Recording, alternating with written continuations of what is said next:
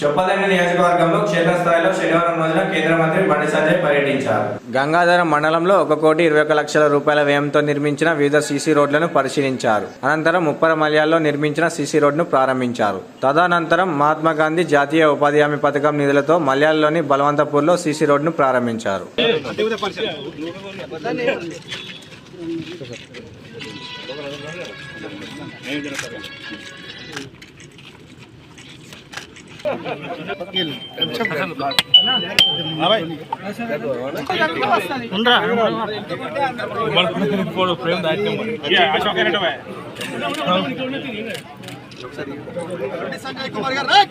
भारत माता की भारत माता की బండి సంజయ్ గారి నాయకత్వం బండి సంజయ్ గారి నాయకత్వం భారత్ మాతా की